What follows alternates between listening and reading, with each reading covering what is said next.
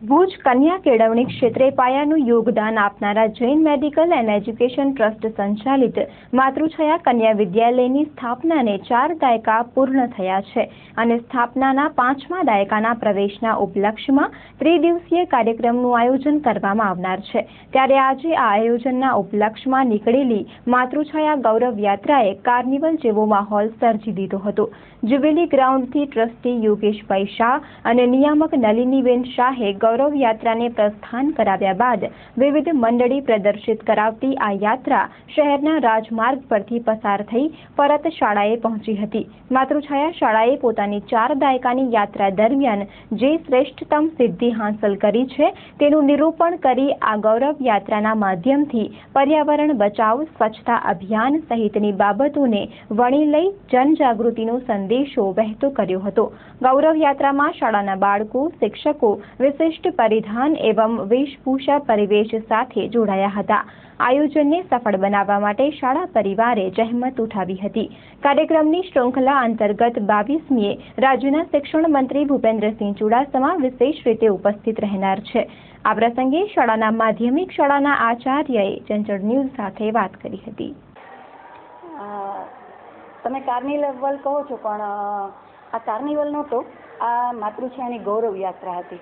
અમે એને એ નામ આપ્યું હતું અને એની પાછળનો 3 હેતુ હતા કે 40 દાયકાની આટલી શ્રેષ્ઠતમ રીતે પસાર કરેલી યાત્રા તો એની સિદ્ધિ સમયાંતરે છૂટક તો વર્તમાનપત્રો દ્વારા અને ચેનલો દ્વારા બધાને પ્રાપ્ત થતી જ હોય, પણ એક સાથે એને કેવી રીતે સમાજને બતાવી શકાય એ હેતુથી અલગ અલગ બધા જ વિભાગ જે હતા, શૈક્ષણિક વિભાગની અંદર સૌદ્યાસિક પ્રવૃત્તિમાં જે વિભાગ હોય, સાંસ્કૃતિક વિભાગ, વિજ્ઞાન વિભાગ, ઇકો પ્રવૃત્તિ, સમાજિક વિજ્ઞાન, NSS, આવા બધા જુદા જુદા વિભાગ, વાંચન વિભાગ, સાંસ્કૃતિક સાહિત્ય વિભાગ, આ બધામાં જે વિશિષ્ટ સિદ્ધિઓ મેળવી હતી એ સિદ્ધિઓનું એક દર્શન સમાજને થાય અને એની સાથે સાથે એવા કોઈ વિચાર સમાજને પ્રેરણા આપે કે જેના દ્વારા સમાજ ઘડતર થાય। કારણ કે શાળા અને સમાજ એ બંને એક સિક્કાની 2 બાજુ છે। સમાજ ક્યારેય શાળા વિહોણો ન હોય ને શાળા ક્યારેય સમાજ વિહોણી ન હોય। અને એની સાથે સાથે એક બીજો જે અમારો હેતુ હતો કે આટલા વર્ષોથી માતૃછાયાની અંદર ઢીંગલી ભરતી કરી અને મેનેજમેન્ટ જે એક તાતણે બંધાઈને કામ કરે છે અને એને કારણે જ આટલી મોટી સિદ્ધિ પ્રાપ્ત કરી છે, તો એનું દર્શન કેવી રીતે સમાજને કરાવવું એ હેતુથી જ આ કર્યું હતું। એક સિદ્ધિ દર્શન, બીજું સમાજને પ્રેરણા આપવા અને ત્રીજું એક આનંદનો માહોલ હોય। આ હેતુથી અમે આ ગૌરવ માતૃછાયા કન્યા વિદ્યાલયની 40મી જયંતિ પ્રસંગે 5 દિવસના ભરચક કાર્યક્રમોનું આયોજન કરવામાં આવ્યું છે, જેમાં શાળાની અનેક માજી વિદ્યાર્થીનીઓ પણ ભાગ લેનાર છે। આવી વિદ્યાર્થીનીઓ છેલ્લા કેટલાય સમયથી આ ઉજવણીની તૈયારીમાં લાગી ગયેલ છે।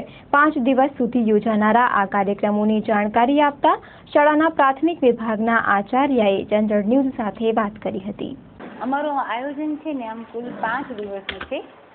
આજે તમે જોયું કે ગૌરવ યાત્રા અમે પસાર કરી, આવતીકાલથી અમારો ઉત્સવ શરૂ થાય છે। એમાં અમે અમારી જે દીકરીઓ છે ને એને મહેંદી રંગતા બહુ સરસ આવડે છે।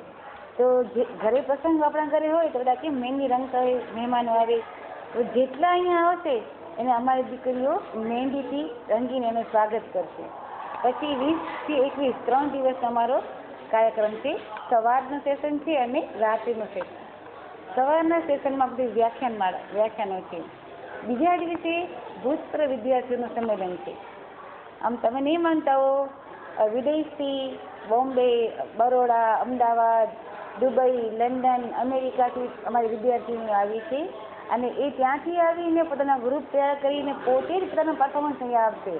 એની અંદર જે બાળકો, જે બહેનો છે એ બધી ભણેલી છે વિદ્યાર્થીની, કોઈની ઉંમર 40 વર્ષ ઉપરનો ગ્રુપ છે તો કોઈ 50 વર્ષ ઉપરના ગ્રુપ છે અને એ લોકોમાં એટલો ઉત્સાહ છે કે મારી સ્કૂલ છે, મારી સ્કૂલને 40 વર્ષ થયા છે। એ દિવસે એ કાર્યક્રમ છે અને ત્રીજા દિવસે પણ અમારી જે વિદ્યાર્થીઓ છે જે એ લોકો સંગીતમાં બહુ જ સારું નામ મેળવ્યું છે અને શાળાને પણ 4 ચાંદ લગાવે છે, પોતાના કુટુંબનું પણ નામ રોશન કર્યું છે, એવા સંગીત મહારથીઓ અમારી વિદ્યાર્થીનીઓ પ્રગતિ વોરા છે, કાજલ છે, નિશા ઉપાધ્યાય છે, આ બધા વિદ્યાર્થીઓ પોતાનું સંગીત પોતાનું સંગીત પીરસશે અને સાથે સાથે જે વર્તમાન વિદ્યાર્થીઓ છે જે ભાવિ સંગીતકાર બનવાના છે એ વિદ્યાર્થીઓ પણ પોતાનું સંગીતની ઝલક અમને બધાને બતાવશે.